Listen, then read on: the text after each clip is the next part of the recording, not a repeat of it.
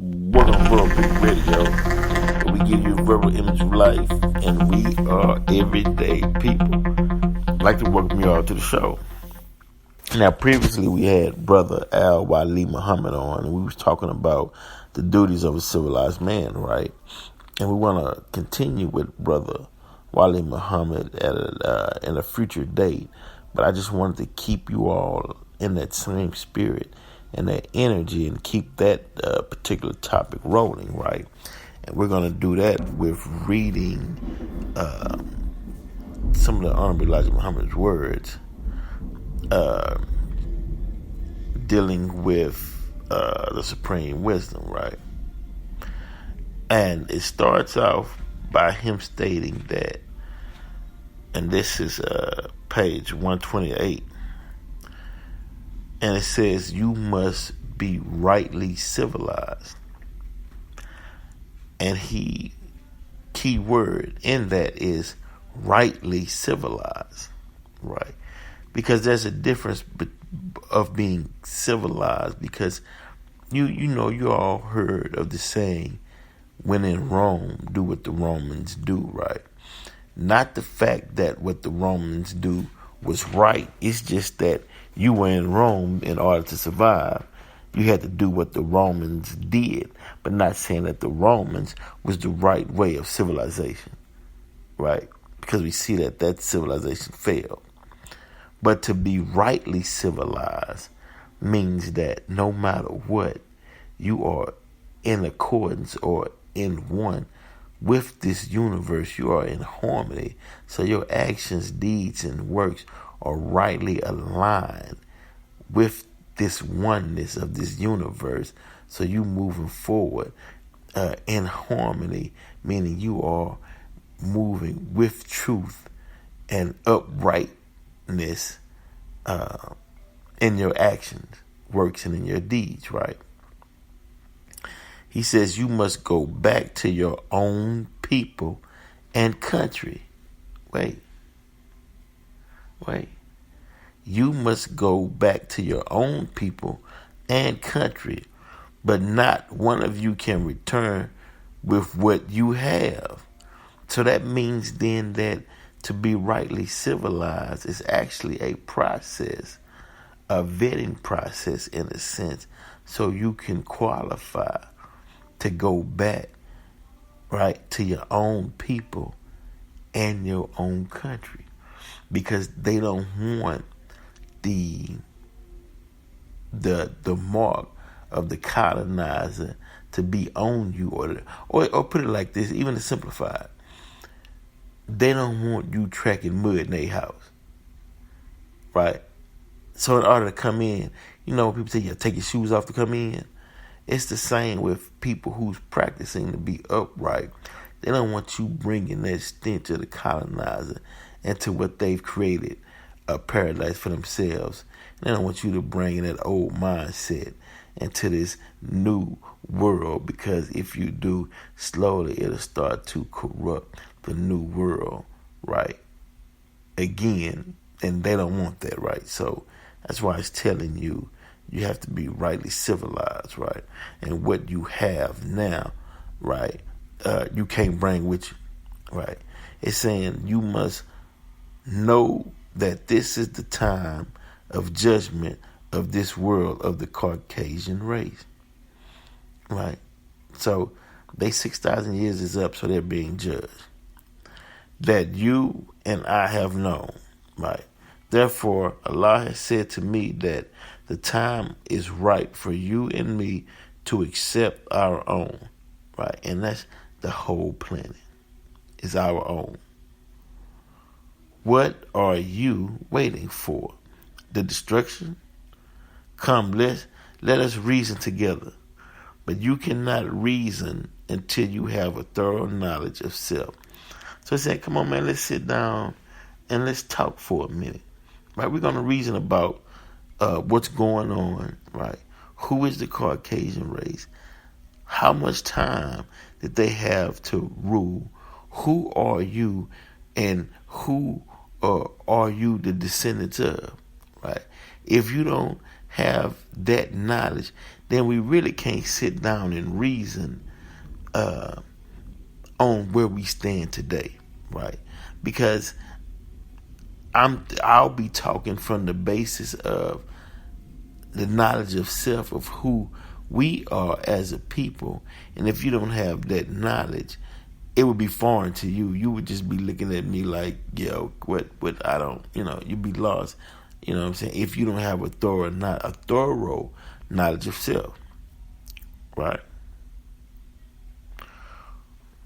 Who are you waiting on to teach you to the knowledge, right, of self, right? Who you waiting on to teach you, right? When the knowledge is here, grab hold on the knowledge and start building from where you're at. The white man's civilization will never work for us. Now, let me prove that. Why? Because it's 2021 and we still saying we shall overcome. We're still saying no justice, no peace. We still fighting amongst each other on colorism. I mean, that civilization would never work for the original man. Why? Because his civilization wasn't created from the beginning of time. The ideal and mindset he got came later in time. So we was created in peace and had already seen the functions of peace, where he hasn't. Right. So his civilization will work for him, but not us. That's why we always complaining. But he's okay. He's living it. Look at all the Trump followers and everything that they loving it. Now we're like, man, this don't make any sense. Look at all the new voter laws that they're passing. They're loving it. You, on the other hand, is like, why y'all doing this? Why? Because his civilization will never work for us. It goes on to say that Allah God has blessed America. Right? Let me repeat that. Allah God has blessed America. Not because she is good, with plenty of good eatables, millions of pounds of beef, lamb, chicken, and fish of all kinds are available at all times. Yet she eats the dirty and filthy hog to Allah's dislike and almost forces the so-called Negro to eat it. Or I would say everyone. America drinks more alcohol forbidden by Allah than anyone else. She is blessed with so much wheat that she can hardly find room to store it, and will even burn it to raise the price. Yet she teaches the so-called Negro to eat cornbread and the hog, both of which are a slow debt to my people in the southern parts of this country. Saying that now look, Dharma Elijah Muhammad was saying that our diet, right, of black people, especially in the South, is a slow death, right? And we saw some of this when COVID first hit and blacks were dying, especially essential workers, and due to underlying factors of high blood pressure and diabetes and hypertension and whatnot, and which was due to our poor diet. So that meant that, if we had a better diet and understood the science of food, we'd do better. It goes on to say, my people have been reared on such poison foods, and now all the doctors in the world can't tell them that it is not good for them. Mainly, you go to the doctor, he tell you, look, you can't eat no more hog because your blood pressure is going up so high, hypertension, you're gonna die. And they still will have that bacon, ham, or pork chop, right? The doctors can't even wing them off these poison foods. The hog contains strychnine called pork worms, whose larvae infest the intestines and muscles of hog eaters. This animal hog is one of Allah's most hated, and it was never intended to be eaten. Is there a mystery God? Who is the mystery God? Now, what is a mystery God? A mystery God is that sky daddy, that sky God that's in the sky that's just gonna rain down on people wealth and certain material things. It's gonna fall out the sky right into their lap. People believe that, and there is no mystery God. But who is this mystery God, though? We should take time and study what has and is being taught to us. Study the words mystery God and examine them. And if it be the truth, lay hold to it. To teach people that God is a mystery God is to teach them that God is unknown. There is no truth in such a teaching. Can one teach which he himself does not know? The word mystery, according to the English dictionary, is something that has not been or cannot be, or something beyond human comprehension. The unintelligent, or rather ones without divine knowledge, seem to delight themselves in representing that God is something mysterious, unknown. I say that such teaching makes the prophets' teaching of God all false. According to Allah, the origin of such teaching as a mystery God is from the devil. Right, let me read that again. According to Allah, the origin of such teaching as a mystery God is from the devil. It was taught to them by their father, Yaqub, 6,000 years ago. They know today that God is not a mystery, but will not teach the truth about it. He, the devil, the God of evil, was made to rule the nation of earth for 6,000 years, and naturally he would not teach obedience to a God other than himself. So a knowledge of the true God of righteousness was not represented by the devils. The true God was not to be made manifest to the people until the God of evil had finished or lived out his time, which was allowed him to deceive the nations. Read Thessalonians 2, 9 through 10, and Revelations 20, 3 through 6, and 6 through 10.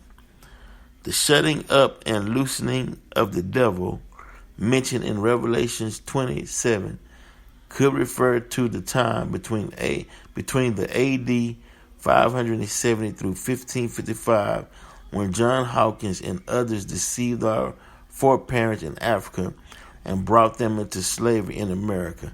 That's nearly 1,000 years that they and Christianity were bottled up in Europe by the spread of Islam by Muhammad.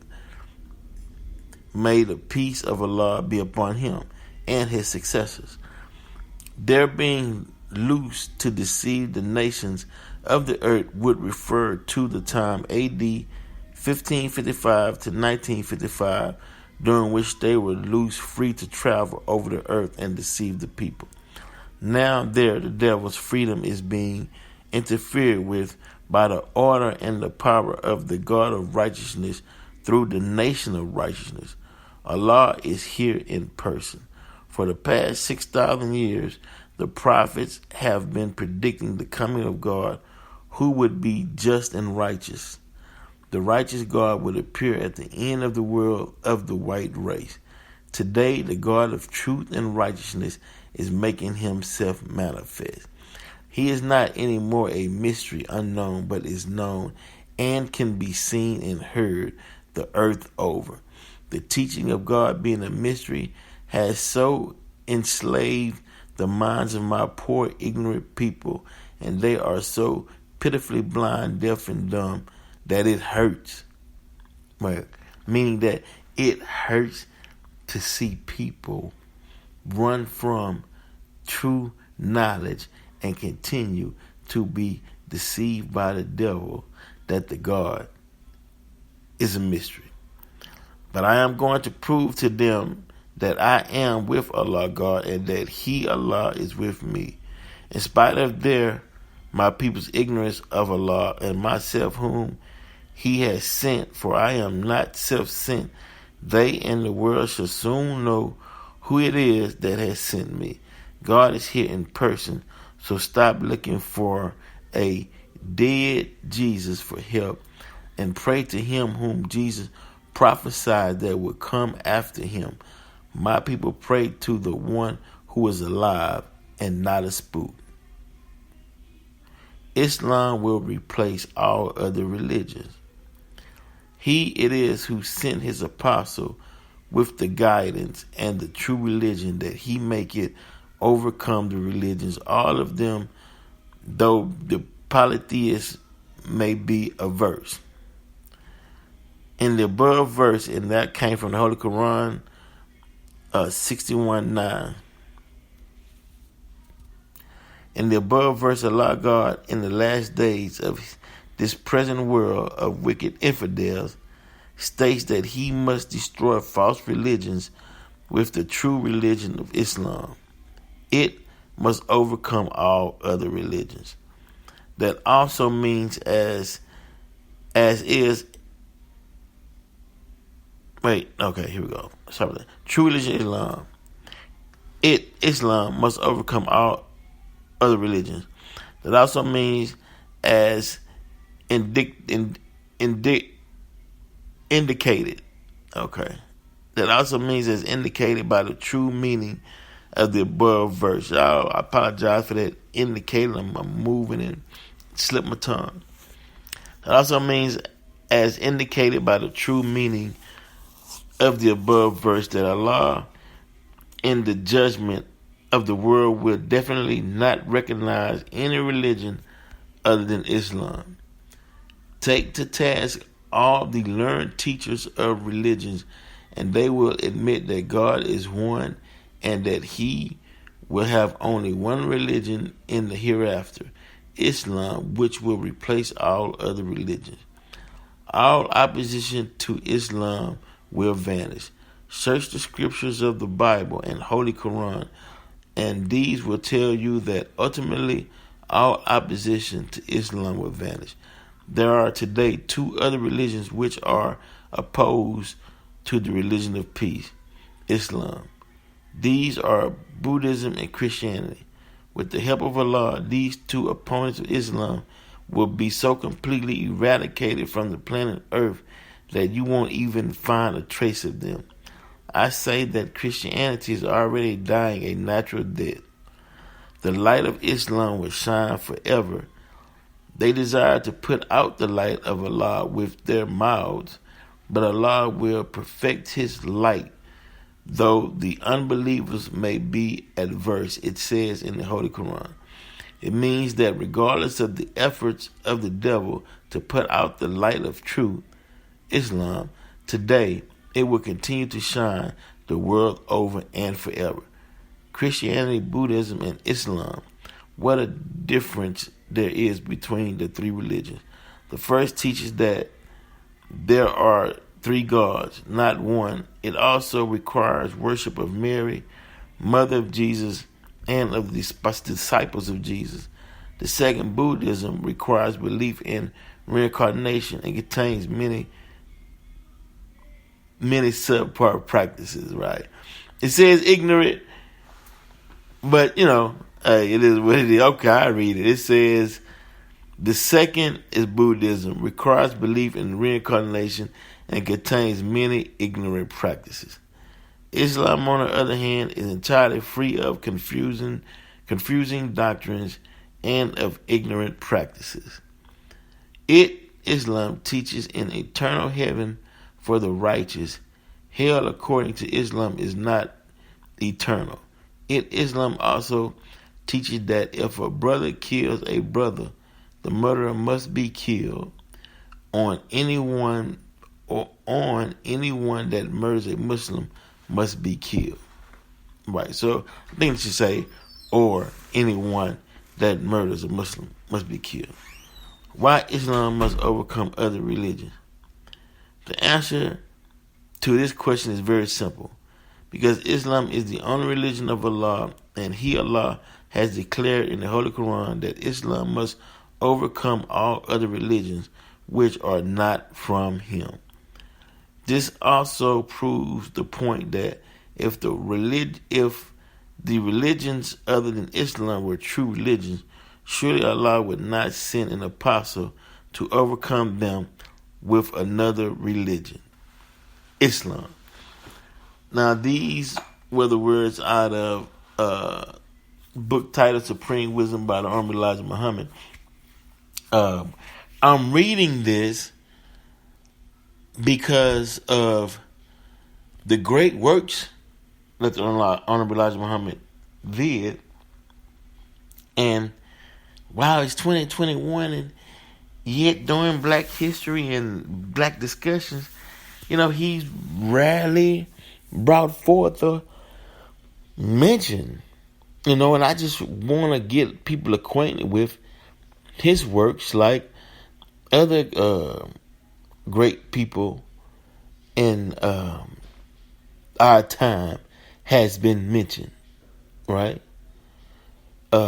We as critical thinkers, we can sit down and discuss anyone's work and also be logical about it, right? So until next time, we'll keep it going, but next time we'll read some more right here on Verbal Creek Radio, and we're out.